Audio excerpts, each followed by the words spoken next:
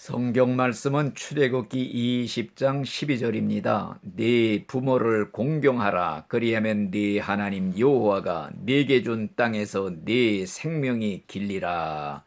이 시간에는 네 부모를 공경하라는 제5계명을 생각하면서 잠시 은혜를 나누고자 하는 것입니다. 하나님이 우리에게 10계명을 주셨습니다. 1계명부터 4계명까지는 하나님께 대한 계명입니다. 둘째로 5계명부터 10계명까지는 인간에 대한 계명이 기록이 되어 있습니다. 인간에 대한 계명 중에 첫 번째 계명이 네 부모를 공경하라는 것입니다. 위로는 하나님을 공경하고 밑으로는 하나님의 대리자로 세우신 부모를 공경하라는 것입니다. 과연 하나님께서는 부모님을 하나님의 대리자로서의 자격을 주어서 자녀에게 공경받도록 명령을 내리신 것입니다. 그렇기 때문에 부모 거역은 하나님 거역이며 부모 공경은 하나님 공경이라는 것입니다. 부모를 공경하지 못하는 자는 하나님을 공경할 수 없다는 법칙을 세워놓으신 것입니다. 눈에 보이는 부모를 공경 못하는 자는 눈에 보이지도 않는 하늘의 부모이신 하나님을 공경할 수가 없다는 것입니다. 그래서 하나님은 부모의 권위를 높여주시기 위해서 부모를 거역하는 자는 돌로 쳐서 죽이라, 율법의 명령까지 내리신 것입니다.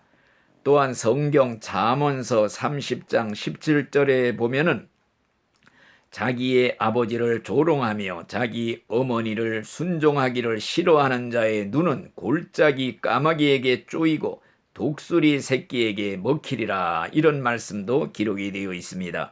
세상에서 자녀를 가장 사랑하는 자는 그의 부모입니다.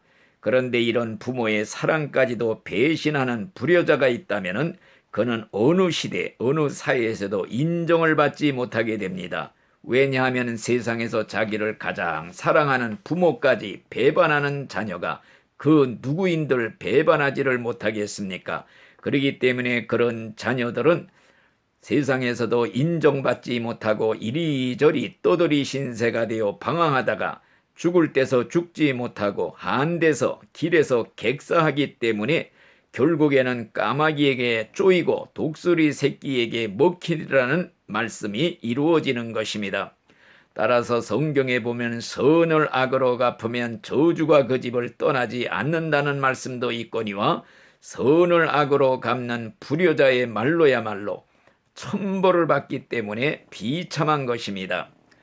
둘째로 왜 자녀가 부모를 공경해야 되는가? 그것은 자녀로 하여금 이 아름다운 세상을 볼 수 있도록 통로의 역할, 안내의 역할을 부모가 했기 때문인 것입니다. 이러한 부모님의 해산의 수고를 모르는 자녀는 이 아름다운 세상을 볼 자격이 없기 때문에 성경의 율법에는 이런 자는 돌로 쳐서 죽임으로써 이 아름다운 세상을 보지 못하게 하라 하는 말씀입니다. 셋째로 왜 자녀가 부모를 공경해야 되는가? 자녀는 평생을 갚아도 다 갚을 수 없는 빚을 부모에게 지고 있기 때문입니다. 자녀는 생명 자체를 부모에게 물려받았습니다. 지금도 자녀의 혈관에는 부모의 피가 흐르고 있는 것입니다. 부모가 자녀를 낳고 키우면서 베푼 희생과 사랑은 자녀가 평생을 갚아도 다 갚을 길이 없는 것입니다. 넷째로 왜 부모가 정말 공경을 받아야 되는가? 부모는 자녀보다 먼저 세상을 떠나기 때문인 것입니다. 부모는 자녀를 위해 최선을 다하고 희생을 했습니다.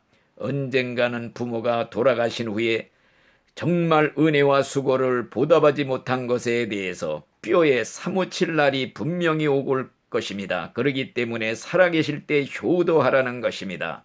옛 시조에도 기록하기를 어버이 살아계실 때에 성기기 다하여라. 지나간 후면 애달다 의하리.